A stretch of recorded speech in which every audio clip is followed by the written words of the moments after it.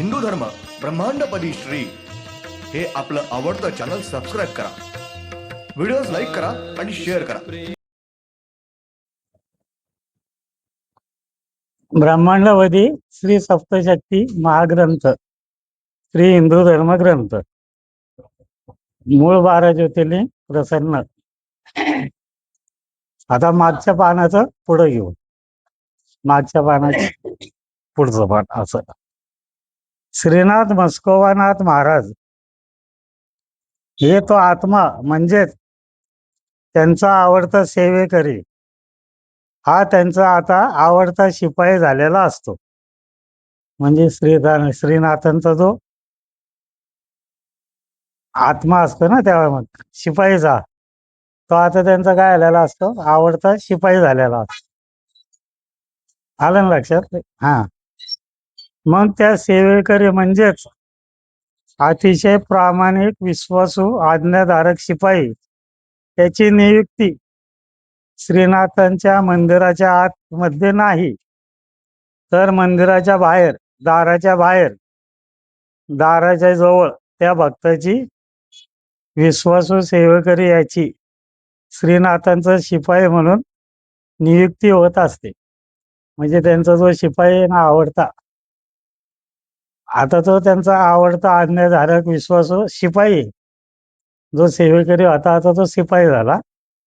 आणि मग तो मंदिराच्या दाराच्या बाहेर बसून असतो. मग तो झाला महाराजांचा शिपाई.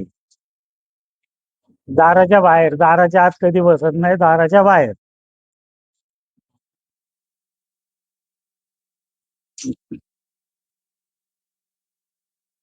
दाराच्या बाहेर तो बसलेला असतो शिपाई. त्याला मंदिरामध्ये प्रवेश नसतो, दाराच्या बाहेर बसतो तो. हो, तो सेवेकरी हा ब्रह्मांड आहे तोपर्यंत श्रीनाथांच्या मंदिराच्या दाराच्या बाहेर शिपाई म्हणून कायमस्वरूपी थांबून श्रीनाथ हे सांगतील ते कार्य त्यांच्या आज्ञेप्रमाणे अतिशय प्रामाणिकपणे करीत तो थांबून राहतो. म्हणजे तो दाराच्या बाहेर जोपर्यंत ब्रह्मांड आहे, चंद्र सूर्य आहेत, तोपर्यंत तो मंदिराच्या दाराच्या बाहेर महाराज जे काय सांगतील ते काम करत तो दाराच्या बाहेर बसून असतो. म्हणजे त्यांनी ते सेवेकरीला काय सांगितलं ते शिपाईला, तर तो जाऊन ते काम करून येणार. म्हणजे त्यांचा तो विश्वासू शिपाई असतो.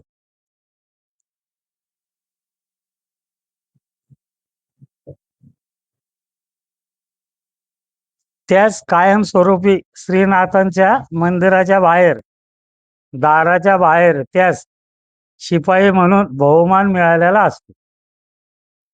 तो दाराच्या बाहेर महाराजांचा शिपाई, आज त्याला मानच मिळालेला शिपाई. शिपाई म्हणजे महत्वाचा माणूस त्यांचा, महाराजांचा. दाराच्या बाहेर त्या शिपाई म्हणून बहुमान मिळालेला असतो तो. व त्याचे कायमस्वरूपी तेथे स्थान हे निर्माण झालेले राहते.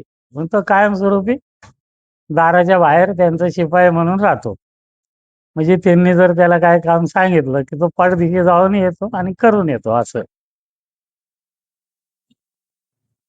याप्रमाणे श्रीनाथांच्या मंदिराच्या दाराच्या बाहेर श्रीनाथांचे असंख्य कोट्यावधी प्रामाणिक विश्वासू भक्त सेवेकरी असतात. असे त्यांचे असंख्य सेवेकरी दाराच्या बाहेर बसूनच असतात, वाट बघत हे कधी आपल्याला काम सांगतात. जेवढे त्यांचे भक्त होऊन गेलेले आहेत प्रामाणिक सेवेकरी, ते शिपाई म्हणून तिथं थांबतात.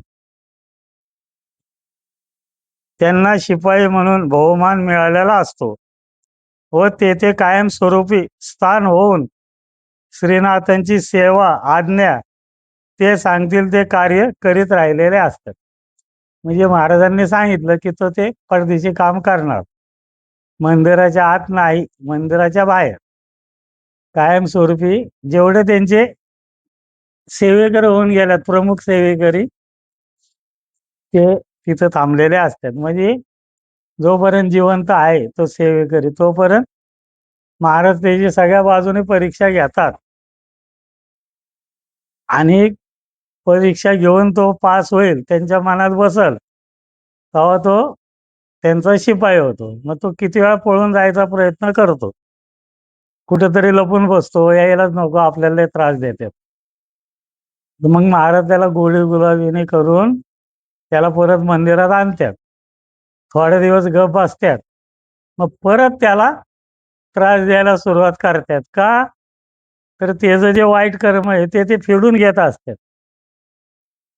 जेव्हा त्याचं वाईट कर्म सगळं फिटल, मग त्याला त्याचा नैसर्गिक मृत्यू होईपर्यंत त्याला कुठं इकडं तिकडं फिरून देत नाही, कुठं जाऊन देत नाही आणि वाईट कर्म करून देत नाही. कायम डोळ्यासमोर ठेवतात आणि बारीक लक्ष ठेवून राहतात त्याच्यावर, कुठंतरी परत जाऊन घोटाळा करायला नको.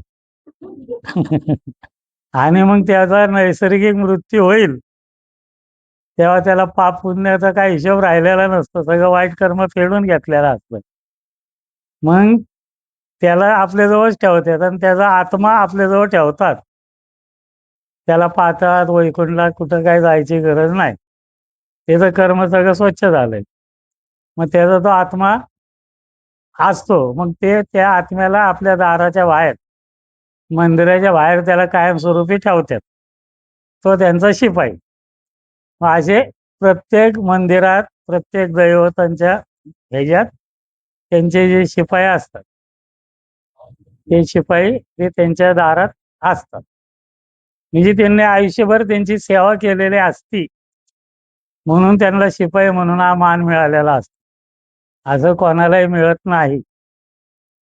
आयुष्यभर जे सेवा करतात त्यांची, त्यांना ते मान मिळतो तो.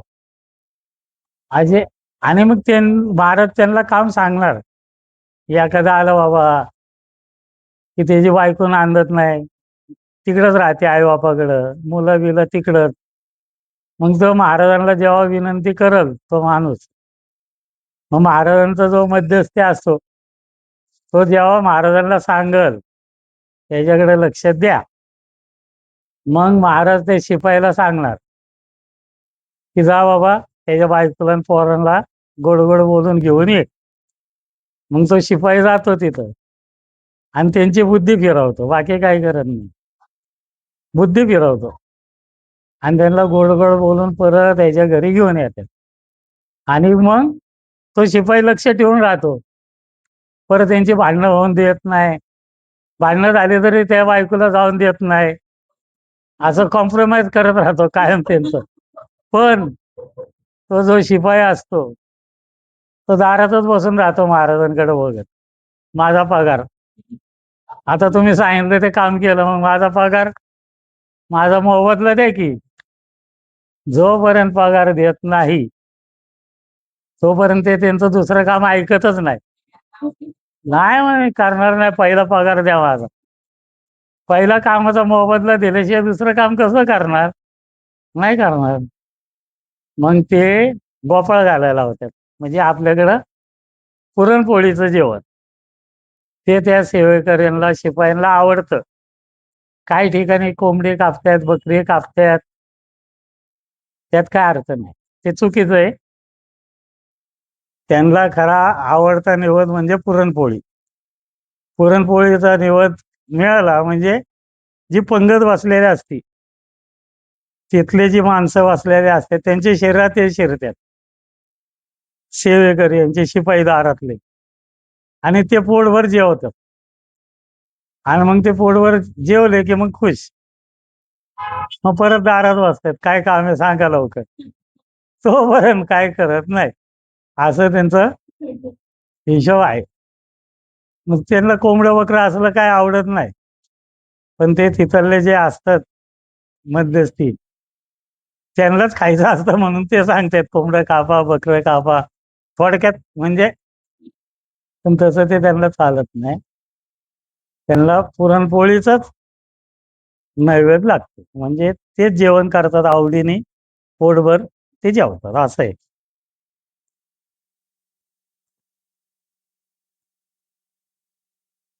असे त्यांचे कोट्यावधी असंख्य सेवेकरी दारात बसून असतात. त्यांनी सांगायचं काम ऐकतात लगेच.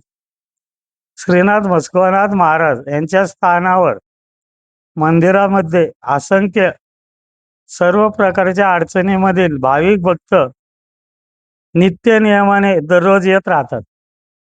रोजच येतात ना, असे असंख्य लोक येतात जातात, त्यांच्या अडचणी सांगतात व त्यांना आपली अडचण संकटे सोडवण्यासाठी, त्रासामधून मुक्तता मिळवण्यासाठी श्रीनाथांच्या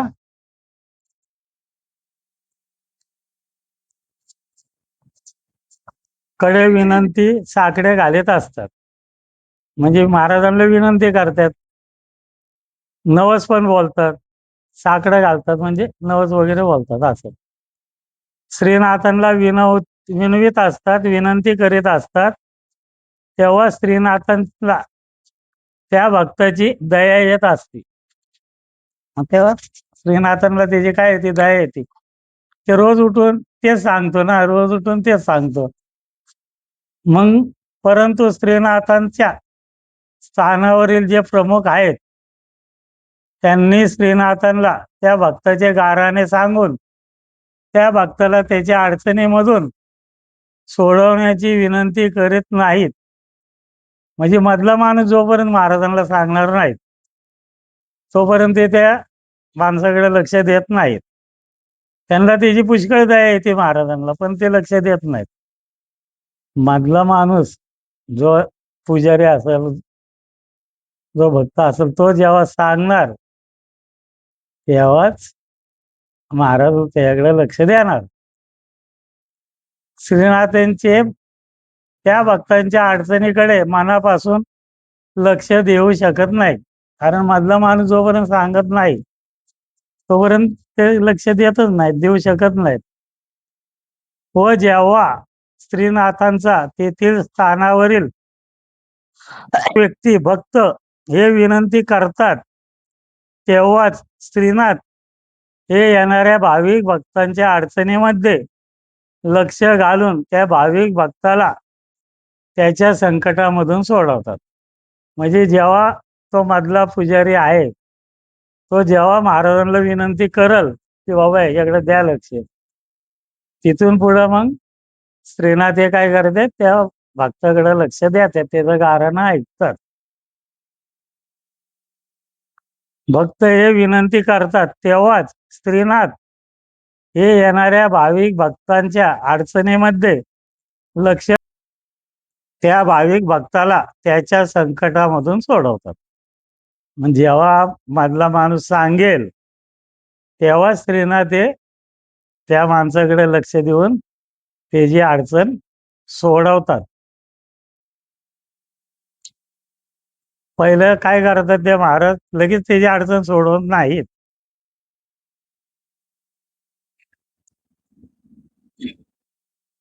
त्याची अडचण सोडवतात, संकट करतात. परंतु बरं का, श्रीनाथ हे त्या भक्ताची सेवा परीक्षा पाहून, त्याचे चांगले कर्म तपासून पाहून, त्याच्या चांगल्या कर्मानुसार त्या भक्तास त्याच्या अडचणीमधून सोडवतात. म्हणजे अगोदर महाराज काय करणार, त्या माणसाकडे लक्ष देणार, म्हणजे मनात ठरवतात आता याला सोडवायचं. पण तो बाबा किती इथं येतो नियमितपणे, किती काय करतो, त्याचं चांगलं कर्म किती आहे आणि वाईट कर्म किती आहेत हे पहिले तपासतात. त्या भक्ताची सेवा परीक्षा असं सगळं घेतात, त्या माणसाची परीक्षा पण घेतात, चांगलं कर्म तपासतात, पाहून त्याच्या चांगल्या कर्मानुसार त्याचं जेवढं चांगलं कर्म असेल त्यानुसार त्या भक्तास त्याच्या अडचणीमधून सोडवतात. म्हणजे अगोदर त्याचं कर्म बघतात, चांगलं कर्म किती आहे, वाईट कर्म किती आहे, हे सगळं तपासून मग त्याला सोडवतात. त्या भक्तास त्याच्या अडचणीमधून सोडवताना अगोदर त्याचे किती सत्य आहे, त्याचं खरं किती आहे हे अगोदर बघतात. हा आपल्याकडे एवढं गाऱ्हाणं घातोय, पण त्याचं खरं किती आहे, सत्य किती हे पहिलं तपासतात, ते पाहतात. व तो जर स्त्री हिंदू धर्म यांच्या नियमाने, त्यांच्या संस्कार संस्कृती नियमाप्रमाणे वागत असेल, तो धर्माने सत्याने वागत असेल, तर श्रीनाथ हे धर्मासाठी त्या भक्ताचे, सत्यासाठी त्या भक्ताच्या अडचणीचा विचार करून स्वतः ते योग्य निर्णय घेतात व त्या भक्तास त्याच्या अडचणी संकटामधून सोडवतात. अगोदर त्या माणूस जो आलेला आहे त्याचं चांगलं कर्म किती आहे, वाईट कर्म आहे, ते सगळं तपासतात. त्याचं खरं किती आहे, तो हिंदू धर्माप्रमाणे वागतोय का, त्या नियमाने वागतोय का, त्या संस्काराने वागतोय का, हे सगळं तपासतात आणि मगच त्याला सोडवतात. म्हणजे त्याला अडचणीतून सोडवण्याचा निर्णय घेतात व त्या भक्तास त्याच्या अडचणी संकटामधून सोडवतात. हे सगळं अगोदर बघतात आणि मगच त्याला सोडवतात अडचणीतून. परंतु अतिशय असे महत्वाचे की श्रीनाथ हे किंवा ब्रह्मांडामधील कोणतेही श्री दैवत हे त्यांच्याकडे येणाऱ्या भाविक भक्त त्याचे कितीही गाराने हे सत्य असेल, बरं का, हे महत्वाचं आहे. म्हणजे कुठलंही देवस्थान येणाऱ्या माणसाचं, येणाऱ्या भक्ताचं बाबा सत्य किती आहे हे पहिलं तपासतात. ते दैवत, त्या स्थानावरील मुख्य दैवत हे किती सत्य आहे बाबा, तो किती खरा वागतो हे तपासतात. तरी ते त्याच्या सत्याची परीक्षा पाहतात. तिथून पुढे पण त्याची परीक्षा घेतात, हा किती खरा वागतोय, तो धर्मासाठी, सत्य टिकवण्यासाठी, वाढवण्यासाठी काय काय करीत आहे, हे सगळं तपासतात ते. तसेच श्री हिंदू धर्म यांनी सांगितलेल्या नियमाचे हा किती व कशा प्रकारे पालन करीत आहे, धर्माने, नियमाने, संस्कृतीने हा वागत आहे का. म्हणजे हिंदू धर्माचे जे नियम आहेत, थोडक्यात त्याची नीतिमत्ता स्वच्छ पाहिजे. थोडक्यात त्यांचं संस्कार जे काय आहेत, संस्कृती चांगली पाहिजे, हे अगोदर तपासून पाहतात व स्वतःची स्त्री दैवत हे खात्री करून घेतात. अगोदर त्या स्थानावरचं दैवत हे खात्री करून घेतात, सगळे बघतात व त्यानंतरच श्रीनाथ हे त्याचप्रमाणे ब्रह्मांडामधील प्रत्येक स्त्री दैवत हे अगोदर प्रत्यक्षात, म्हणजे कुठलंही देवस्थान असून द्यात, त्या माणसाला सोडवायचा हे जेव्हा विचार करतात, सगळे परीक्षा घेतात अगोदर, तो त्यांच्या सगळ्या परीक्षेत पास झाला की मग ते दैवत काय करतं, श्री हिंदू धर्म हे दैवत आहे, हिंदू धर्म दैवत आहे, त्यांच्या बरोबर म्हणजेच त्या ब्रह्मांडामधील प्रत्येक स्त्री दैवत हे आपले श्री सद्गुरू, ब्रह्मांडामधील सर्व श्री दैवत यांचे सद्गुरू म्हणजेच श्री हिंदू धर्म या महान दैवतांचे, म्हणजे श्रीनाथ मस्कोबानाथ महाराज यांचा महान पवित्र अवतार श्री हिंदू धर्म यांच्याबरोबर चर्चा करतात. म्हणजे कुठलंही दैवत, कुठल्याही स्थानावरचं कुठलंही दैवत हे जेव्हा त्या माणसाला त्याच्या अडचणीतून सोडवायचंय, सगळी परीक्षा घेतात, नंतर श्री हिंदू धर्म दैवत आहे, त्या दैवताची चर्चा करतात, त्यांची परवानगी घेतात आणि नंतरच, त्याच्यानंतरच त्या भाविक भक्त याला त्याच्या सर्व अडचणीमधून सुखरूप सोडवतात. असं कोणी आलं कोणाला सोडवलं असं काय नाहीये, संकटामधून सोडवतात व त्या भाविक भक्ताचे, त्याच्या आयुष्याचे सार्थक कल्याण करतात. म्हणजे कुठलंही देवस्थानावरचं दैवत हे त्या माणसाला लगेच सोडवत नाहीत, त्या भक्ताला लगेच सोडवत नाहीत. अगोदर सगळी परीक्षा घेतात. सगळ्या परीक्षेत तो पास झाला की बाबा हा खऱ्याने वागतोय, धर्माने वागतोय. मग ते यांचे सद्गुरू कोण आहेत? हिंदू धर्मदैवत. म्हणजे ब्रह्मांडातले प्रत्येक देवस्थानावरील दैवतांचे सद्गुरू कोण आहे? श्री हिंदू धर्म दैवत हे त्यांचे सद्गुरू आहेत. म्हणजे श्रीनाथांचाच अवतार आहे. ते त्यांना सांगतात, त्यांची परवानगी घेतात. त्यांनी जेव्हा परवानगी देतील हिंदू धर्म दैवत, तेव्हाच हे दैवत म्हणजे श्रीनाथ त्या भक्ताला सगळ्या अडचणीमधून सोडवतात, त्याचं कल्याण करतात. थोडक्यात त्याच्या आयुष्याचं सार्थक करतात, त्याचं कल्याण करतात. तसं डायरेक्ट कुठलंही देवस्थान असं करू शकत नाही. त्यांचे सद्गुरू जे आहेत हिंदू धर्म दैवत, यांना सगळं सांगून त्यांची परवानगी घेऊन मगच त्या माणसाला सोडवतात, त्या भक्ताला सोडवतात. असं आहे, त्याचं कल्याण करतात त्या भक्ताचं. तोपर्यंत त्यांना त्याची परवानगीच नाहीये. त्यांच्या सद्गुरूंची परवानगी घेतल्याशिवाय ते नाही करत. ब्रह्मांडामधील प्रत्येक श्री दैवत हे त्यांच्या स्थानावर येणाऱ्या भाविक भक्त याला त्याच्या अडचणीमधून सोडविण्याच्या अगोदर तो किती सत्याने धर्माने वागत आहे हे तपासून पाहतात. प्रत्येक स्थानावरील दैवत त्यांच्याकडे येणारा भाविक भक्त जो आहे, अडचण सांगतोय, त्याचं खरं किती आहे, तो किती सत्याने वागतोय, खऱ्याने वागतोय हे पाहतात, ते तपासतात सगळं. व नंतर त्या श्री दैवत यांचे श्री सद्गुरू म्हणजेच श्री हिंदू धर्म या महान दैवत त्यांच्याबरोबर चर्चा करतात. म्हणजे त्या माणसाला सोडवायच्या अगोदर त्यांचे सद्गुरू श्री हिंदू धर्म दैवत यांच्याबरोबर चर्चा करतात व त्यांची परवानगी मिळाल्यानंतरच, म्हणजे हिंदू धर्म दैवतांची जेव्हा त्यांच्या सद्गुरूंची जेव्हा परवानगी मिळेल, नंतरच म्हणजे श्रीनाथ म्हस्कोबानाथ महाराज म्हणजेच श्री हिंदू धर्म दैवत यांची आज्ञा मिळाल्यानंतरच त्या भाविक भक्त यास त्याच्या सर्व संकट अडचणीमधून त्याला सोडवतात. तसे ते कोणाला सोडवत नाहीत. व त्यानंतर देखील त्या स्थानावरील श्री दैवत हे त्या भक्ताचे वर अतिशय बारीक नजर ठेवून लक्ष देऊन राहतात.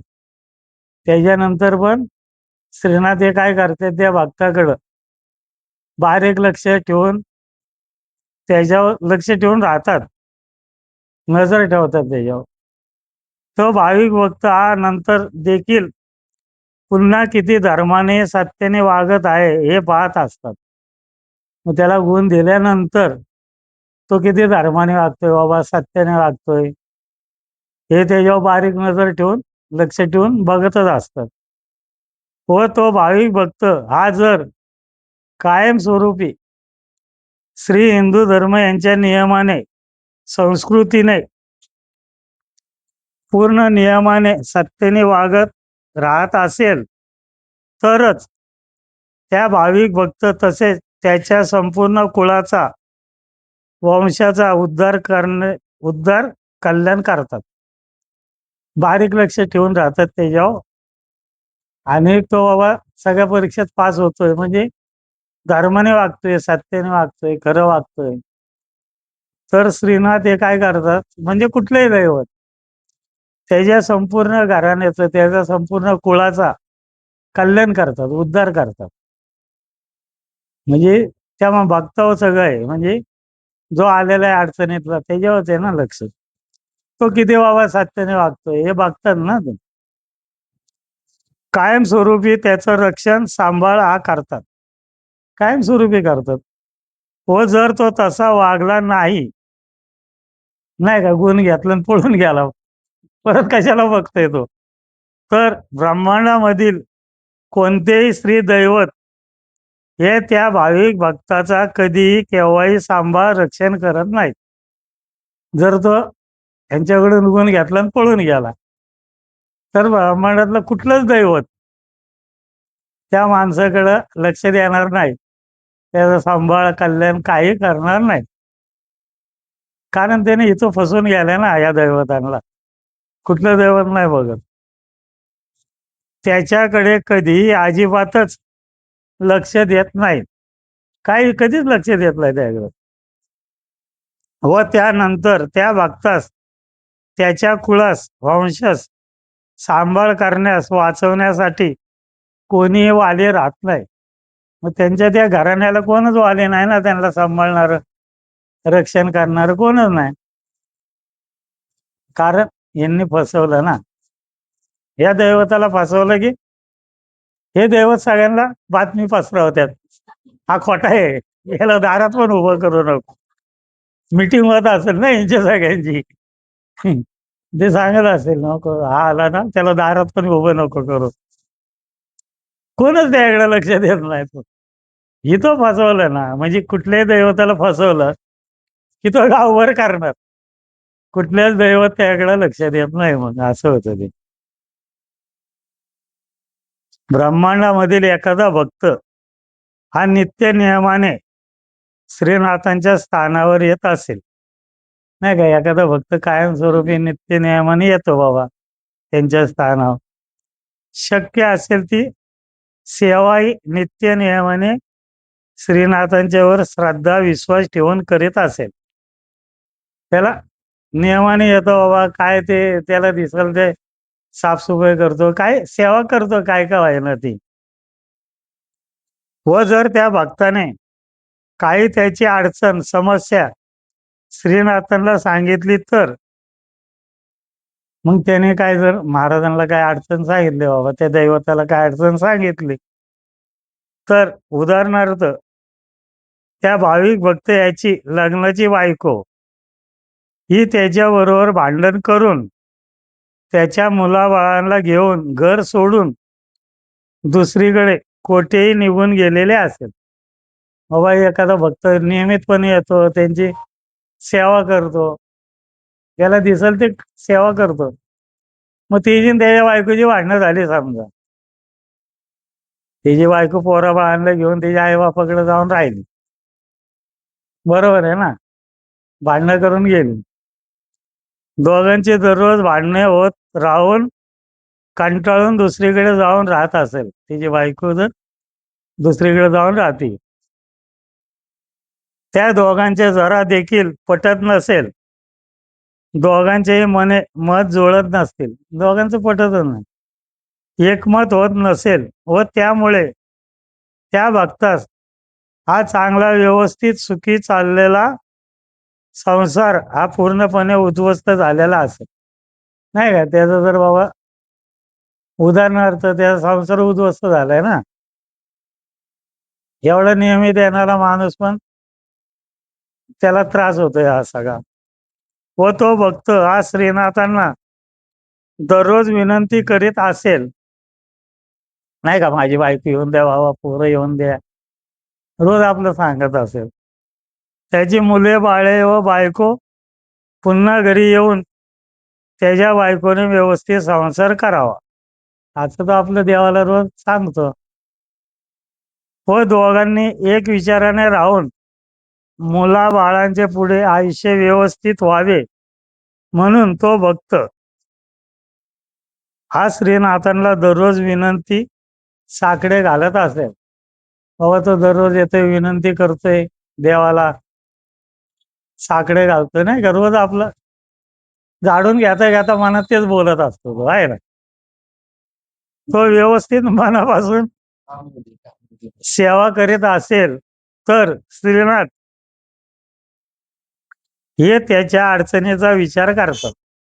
मग तिथलं दैवत म्हणा किंवा श्रीनाथ म्हणा, हे त्याच्या अडचणीचा विचार करतात, त्याची सत्यता पडताळून पाहतात, त्याचं खरं किती आहे ते सगळं तपासून बघतात, व त्याचे कल्याण व्हावे या हेतूने श्रीनाथ हे तेथील स्थानावरील प्रमुख व्यक्ती हे आपल्याला त्या भाविक भक्ताच्या अडचणीमध्ये लक्ष घालून त्या भक्ताची अडचण सोडवण्यासाठी कधी विनंती करतात. म्हणजे तो सेवेकरी येतोय, रोज सेवा करतोय. ही बायका बोल गेल्यात, तो रोज देवाला विनंती करतोय. देव पण त्याची परीक्षा घेतात ना, बाबा याचं खरं किती आहे, सगळं बघतात. मग तरी पण ते दैवत गप्पच राहतं, महाराज गप्पच राहणार का? मधला त्यांचा जो पुजारी आहे, तो जोपर्यंत सांगत नाही, तोपर्यंत ते महाराज काय त्याकडे लक्ष देत नाही. मग ते दैवत ते वाट बघतात, की बाबा हा पुजारी किंवा मधला जो आहे भक्त, तो कधी सांगतो याची वाट बघतात. त्याची श्रीनाथ वाट बघतात, म्हणजे त्याची वाट बघतात ते कधी सांगतो. व तेथील स्थानावरील प्रमुख व्यक्ती भक्त यांनी श्रीनाथांना विनंती केल्यानंतरच मग त्या तिथल्या भक्ताने श्रीनाथांना जेव्हा विनंती करेल, की बाबा हे जाऊन द्या, बायको बियको येऊन द्या नांदायला, असं जेव्हा विनंती करेल तेव्हाच श्रीनाथ हे श्री हिंदू धर्म ब्रह्मांडाचे श्री सद्गुरू, श्री हिंदू धर्म दैवत यांच्याबरोबर चर्चा करतात. मग त्याच्यानंतर श्रीनाथ हे किंवा कुठलेही दैवत असेल ते हिंदू धर्म दैवत जे आहे त्यांच्याबरोबर चर्चा करतात, की बाबा याला सोडवायचं का, कसं काय करायचं असं.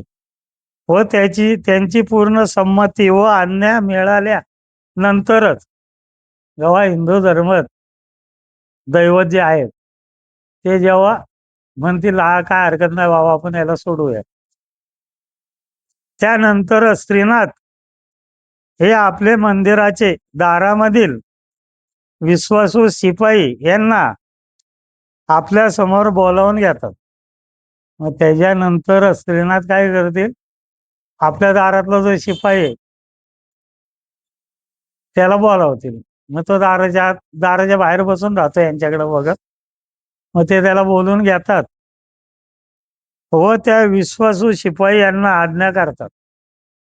तो जो शिपाई आहे दारातला त्याला आज्ञा करतात, की तुम्ही या भक्ताच्या बायकोच्या येथे जाऊन त्यांच्या बायकोची व मुलाबाळांचे मन वळवून त्यांना पुन्हा त्या भाविक भक्ताच्या घरी आनंदाने घेऊन यावे. त्या शिपाईला आज्ञा करतात, की तुम्ही जावा, त्याच्या बायकोचं मन वळवा, त्याच्या मुलाबाळांचं मन वळवा आणि त्यांना याच्या घरी घेऊन या, असं त्या शिपाईला आज्ञा करतात. व दोघांचा संसार पुन्हा सुखी, समाधानी, आनंदित व्हावा, त्यांचा संसार व्यवस्थित व्हावा, दोघांचे एकमत व्हावे, त्यांची कायम होणारी भांडणे शांतपणे कायमस्वरूपी मिटवावीत, असं महाराज त्या शिपाईला सांगतात, की बाबा त्यांना आणा आणि त्यांच्याकडे लक्ष ठेवा, त्यांचे भांडणं परत होऊन देऊ नका, झाले तरी असे एकामेकाच्या विचाराने सुटवून द्यात.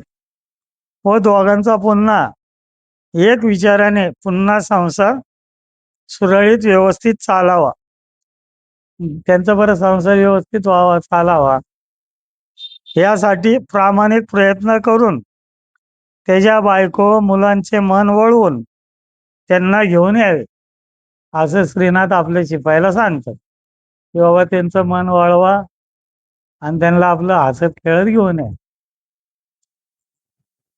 अशी त्यांनी विश्वासू शिपाई यांना आज्ञा केल्यानंतर तो श्रीनाथांचा विश्वासू सेवेकरी, त्यांच्या दारातला तो शिपाई हा तत्पर ताबडतोब त्या भक्ताच्या बायकोच्या येथे जाऊन त्याच्या बायकोचे व मुलांचे व्यवस्थित मन वळवतो.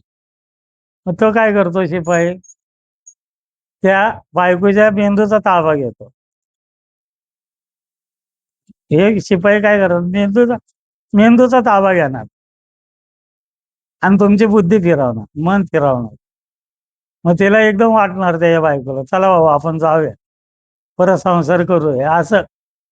बाकी काही करत नाही कुठलाही शिपाई, डायरेक्ट तुमच्या मेंदूचा ताबा घेणार आणि तुम्हाला ते सुचवणार, ते मन वळवतात, असं आहे. व्यवस्थित मन वळवून त्यांना शांत करून त्यांची मनामध्ये योग्य समजूत काढून त्याच्या बायको व मुलांना भक्ताच्या घरी सुखरूप आनंदाने घेऊन येतो. तो शिपाई आपला जातो, त्यांचं मन वळवतो आणि हसत खेळत त्याच्या बायकोला पोरांना घेऊन येतो परत यांच्याकडं. व पुन्हा या दोघांचा संसार हा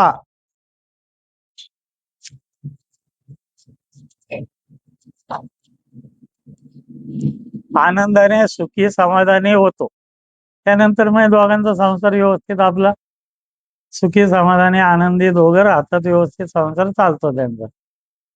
त्यांचे श्रीनाथांच्या कृपा आशीर्वादाने कल्याण होते व तो विश्वासू सेवेकरी हा त्या भक्तांच्या संसाराकडे बारीक लक्ष ठेवून राहतो. मग तो शिपाई काय करतो, त्यांचा संसार परत सुरळीत चालू झाला तरी तो तिथं त्यांच्याकडे बारीक लक्ष ठेवून राहतो.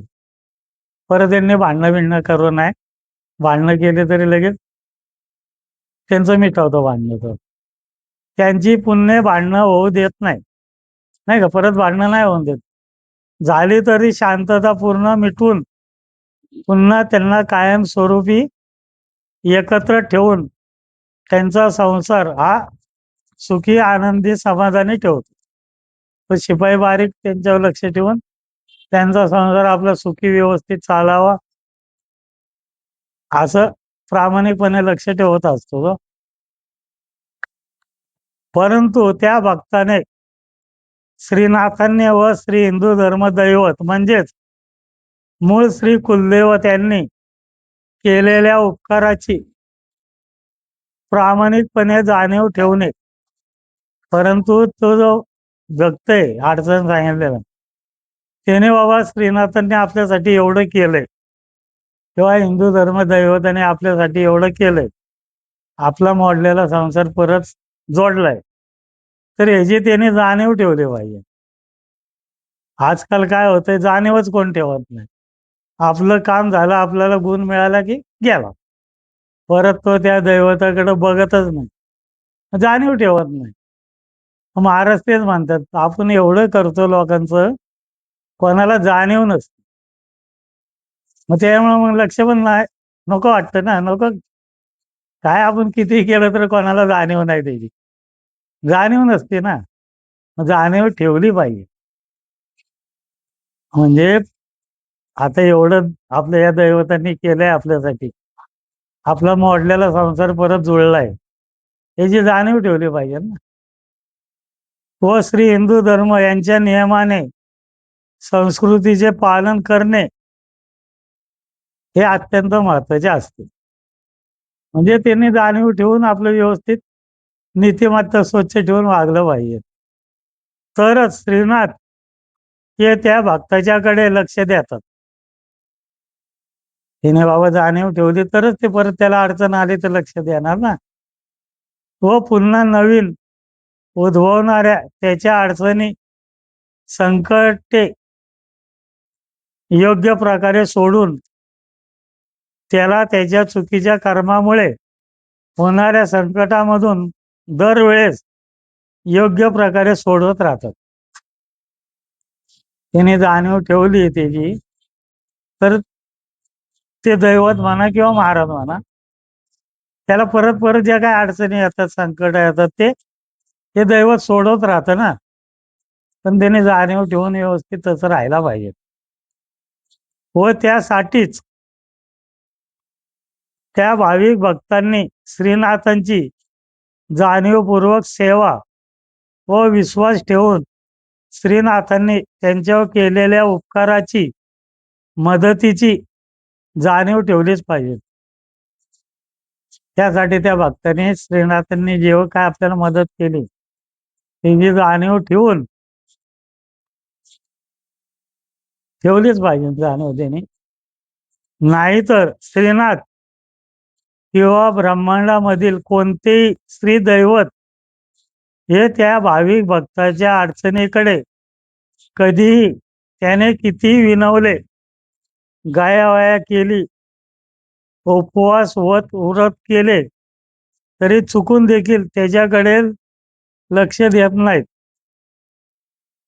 त्याने त्या माणसाने जाणीव नाही ठेवली तर परत त्याने किती विनवणी करून द्या, किती अडचण सांगून द्या, त्याने किती उपास करून द्या, व्रत करून द्या, काय पण करून द्या, तरी ते त्याच्याकडे लक्ष देत नाहीत.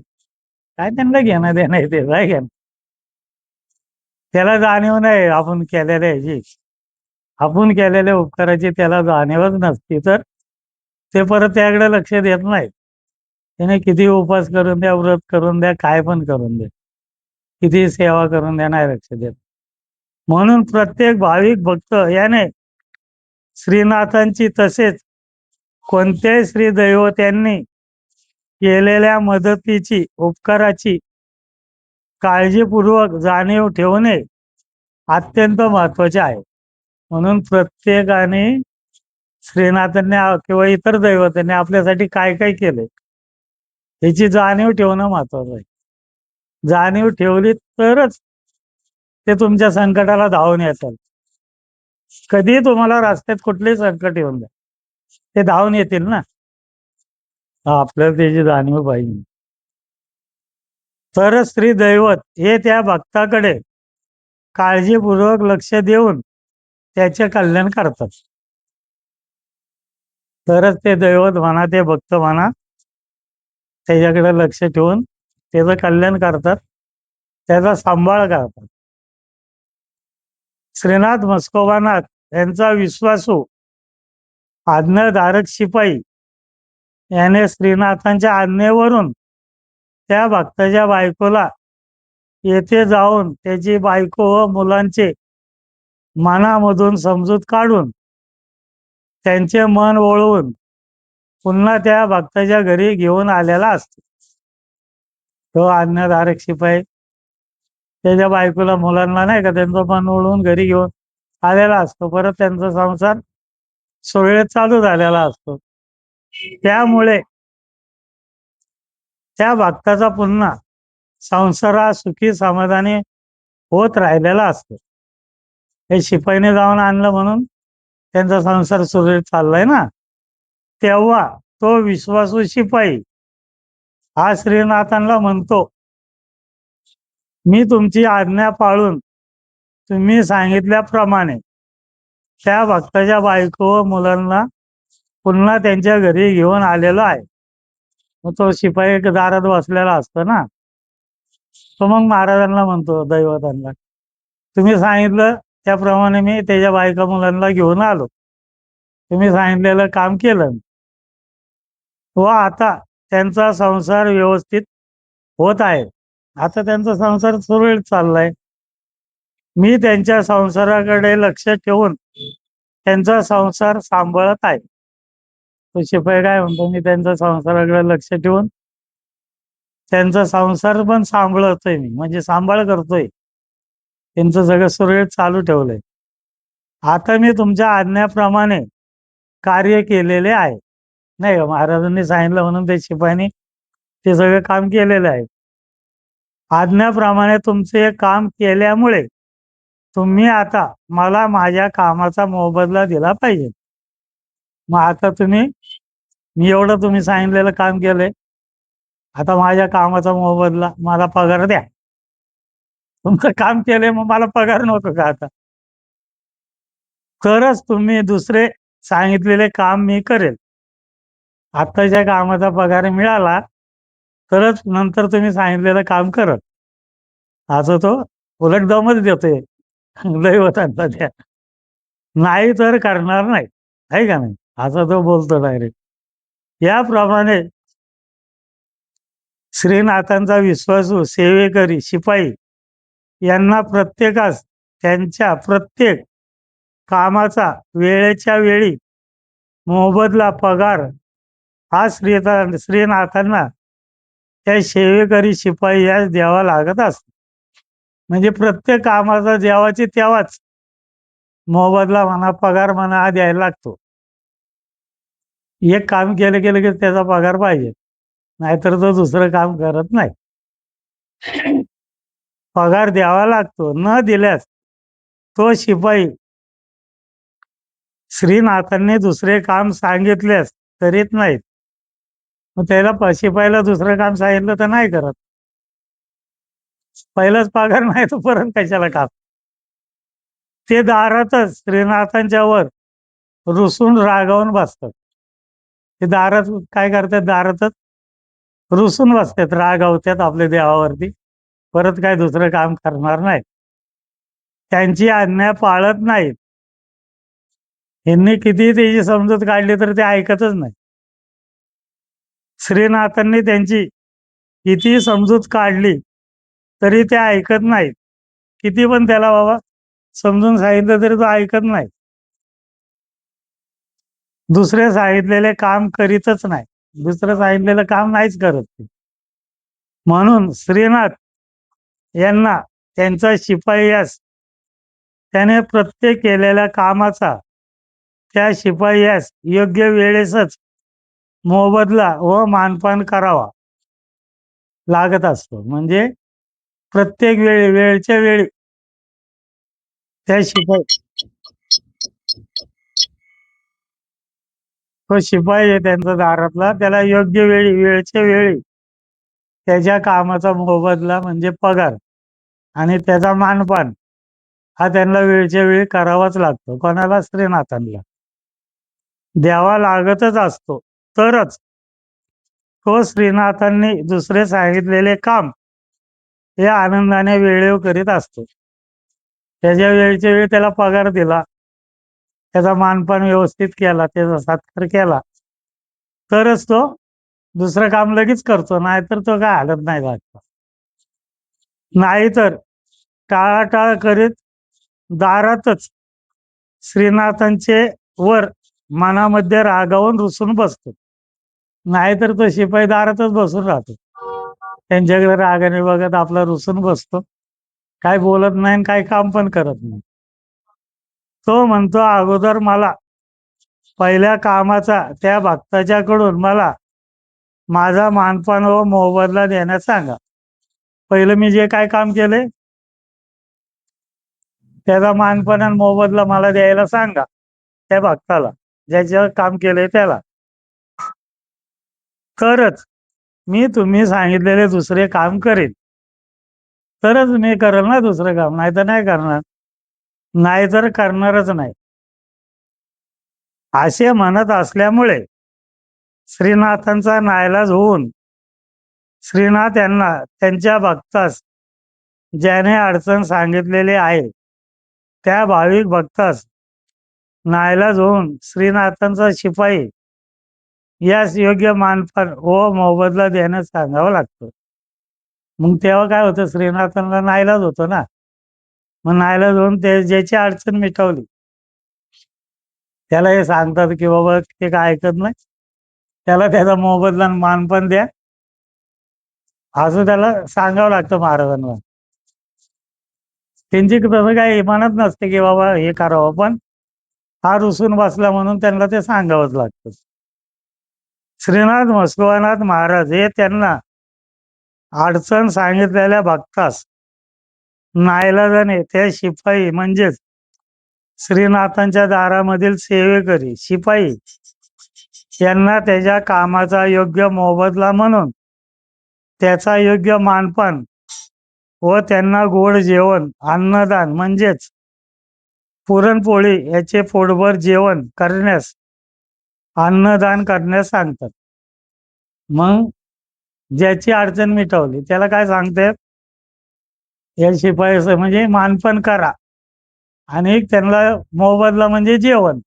त्यांना दुसरं काय लागत नाही. मानपान आणि जेवण, ते पण काय, पुरणपोळीचं जेवण हे त्यांना आवडतंय. ते पुरणपोळीचं जेवण करा आणि मानपान करा, अन्नदान करा असं सांगतात. त्याप्रमाणे त्याच्या अडचणीमधून मुक्त झालेला भाविक भक्त हा श्रीनाथांच्या दरबारामध्ये, मग त्याची अडचण मिटवलेली आहे तो भक्त हा श्रीनाथांचं मंदिर असतं किंवा कुठल्याही दैवताचं मंदिर, त्यांच्या दरबारामध्ये मंदिरामध्ये श्रीनाथांचा व त्यांच्या भक्ताचा श्री सेवेकरी शिपाई यांचा योग्य मानपान व पुरणपोळीचे जेवणाचा तेथे स्वयंपाक करतात. म्हणजे योग्य मानपान पण करतात आणि तिथे त्याच ठिकाणी पुरणपोळीचं जेवण करतात, स्वयंपाक करतात. म्हणजे त्यांना बाहेरून करून आणलेलं चालत नाही. त्यांच्या स्थानावरच करावं लागतं. तरच त्या दैवताला, त्या शिपायाला ते मान्य होतं. तुम्ही घरून करून आणलं नाही तर आणून वाढलं, ते त्यांना मान्यच होत नाही. ते दैवत जेवत पण नाही, ते खात पण नाही. त्यांच्या स्थानावरच तुम्ही स्वतः काय केलं पाहिजे ना, आचार्याला लावून पण नाही सांगितलं. स्वतःच करून त्यांना जेवायला वाढलं पाहिजे. त्यांचा मोबदला मान पण दिला पाहिजे. तुम्ही आचारी लावून केलं की ते काय म्हणतात, तू जास्त पैशावाला झाला होता, नाही का? बरोबर आहे ना. आता तुझ्याकडे पैसा जास्त झालाय, मग आचार्याला सांगितलं काम करा. त्यांना आवडत नाही ते. तुमचे घरचे स्वतः या बायका पोरं आणि स्वयंपाक इथं करा, बरं आमटी भात करा, ते मान्य करतात. पण ते आचार्य लावून श्रीखंडपुरीचं जेवण करा, त्यांना काही ते आवडत नाही. ते तिथं स्वयंपाक करतात व श्रीनाथांच्या स्थानावरील मंदिरामधील हजर असणारे सर्व भाविक भक्त यांना अतिशय आनंदाने त्यांना पोटभर पुरणपोळीचे जेवण अन्नदान करतात. मग त्या स्थानावर जेवढे लोक असतील त्यांचे भक्त पंगत बसते, नाही का, सगळ्यांना जेवण वाढतात पुरणपोळीचं जेवण. तेव्हा त्या ठिकाणी श्रीनाथांचे सर्व सेवेकरी शिपाई हे अदृश्य गुप्तपणे भक्तांच्या जेवणाच्या पंक्तीमध्ये बसून त्यांचा कामाचा मोबदला पगार म्हणून पोटभर जेवतात.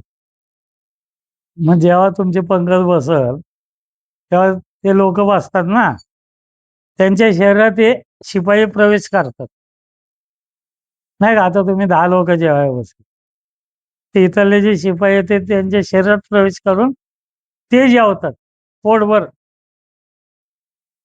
त्यांचा मोबदला पगार म्हणून पोटभर जेवतात. त्यांचा शिपाई यांना पुरणपोळीचे जेवण अतिशय आवडत असते. त्यांना पुरणपोळीचं जेवण अतिशय आवडतं, दुसरं आवडत नाही. त्यांना गोड जेवणाचा आनंद वाटत असतो. गोड जेवणच त्यांना आवडतं. ते पोटभर जेवण करतात व त्या भक्तास गोड आशीर्वाद देतात.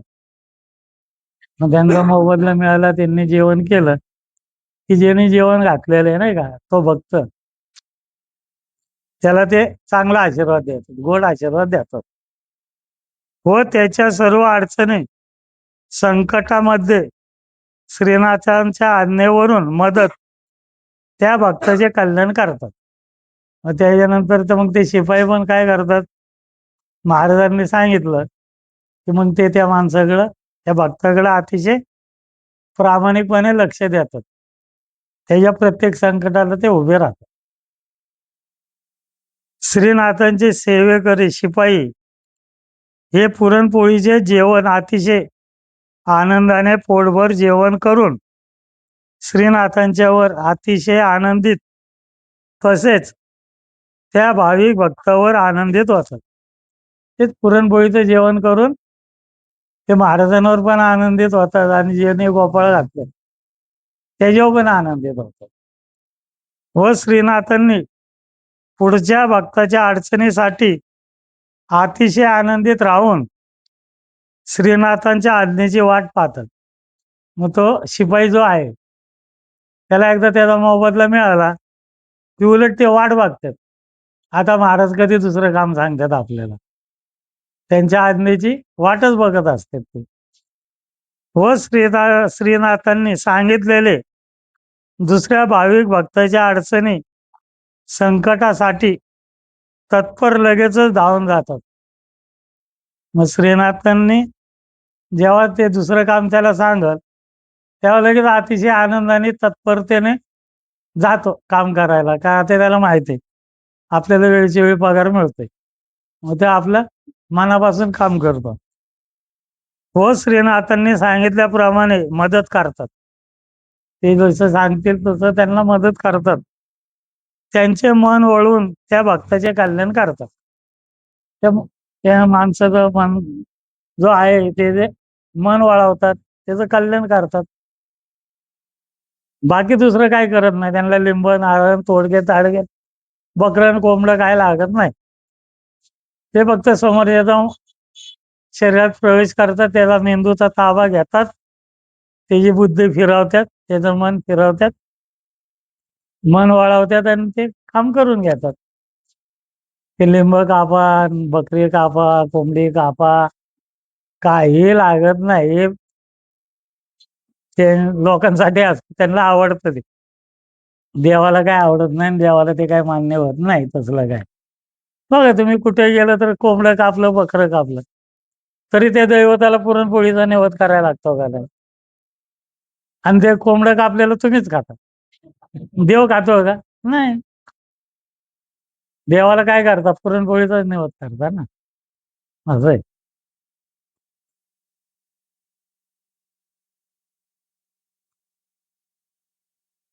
ते महाराज ते अडचण म्हणजे त्याचे कसं त्यांची बुद्धी फिरवतात, मन वळवून त्यांचं कल्याण करतात बाबा.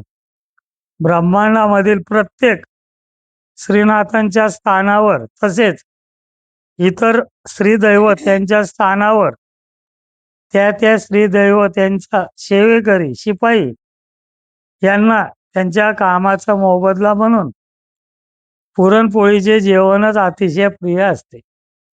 कुठल्या स्थानावरती शिपायांना हेच जेवण आवडतं, कुठलं? पुरणपोळीचं. ते पोटभर जेवण करून आनंदित राहतात. दुसऱ्या भक्ताच्या संकटासाठी धावून जातात. का तर ते शिपाई का ते आपलं आतलं जे मूळ दैवत आहे त्यांना पुरणपोळीचं जेवण आवडतं ना, मग यांना पण ते आवडतं. त्यांना काय कोंबडं बकरं लागत नाही, पुरणपोळीच लागते त्यांना. आपल्याला कोंबडं बकरं खायचं म्हणून आपण खातो असं आहे. त्यांना दुसरे कोणतेही जेवण प्रिय नसते. फक्त पुरणपोळीचे जेवणच अतिशय प्रिय असते. त्यांना पुरणपोळीचं जेवण आवडतं. ब्रह्मांडामधील प्रत्येक श्रीदैवत यांच्या स्थानावर श्रीदैवत हे अस्तित्वात नसते. कुठल्याही स्थानावर गेलं तर मूळ दैवत हे अस्तित्वात आहे का? नाही. फक्त त्यांचा एक आत्मा तिथं असतो. परंतु त्यांच्या नावाने तेथे येणाऱ्या भाविक भक्त यांच्या अडचणी सोडवण्याचे कार्य हे श्री परमेश्वरी शक्ती यांच्या 7 शक्ती या त्या स्थानावरील श्री दैवत यांच्या नावाने कार्य करीत असतात. प्रत्येक स्थानावर परमेश्वरी शक्तीच्या शक्त्या असतात आणि महावीर शक्तीच्या पण 7 शक्त्या असतात. मग ते मूळ दैवत तिथे नसतं आयात, त्यांचा फक्त एक आत्मा असतो. तो येणाऱ्या भक्तांना फक्त आशीर्वाद देतो, बाकी काही काम करत नाही. मग तिथं या परमेश्वरी शक्तीच्या 7 शक्ती असतात. ते तुमच्या अडचणी सोडवतात किंवा तुमच्याकडे लक्ष देतात.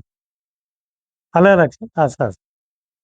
व तेथील श्री दैवत यांच्या नावाने तेथील स्थानावरील सेवेकरी शिपाई यांच्याकडून त्या सेवेकरी याचा आत्मा त्यांच्याकडून श्री परमेश्वरी 7 शक्ती हे कार्य करून घेतात. मग त्या परमेश्वरी शक्तीचे ज्या 7 शक्ती आहेत त्यांच्याकडून हे काम करून घेतात.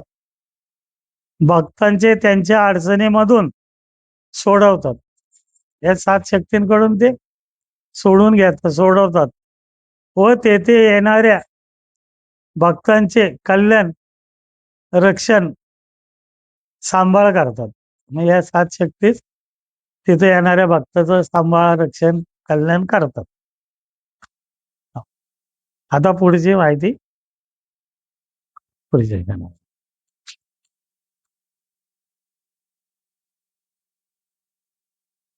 हे ना उलट छापलंय हे पान. हे 2 पानं उलटी छापलं. आता मी ही एक ओळ तर होती ना,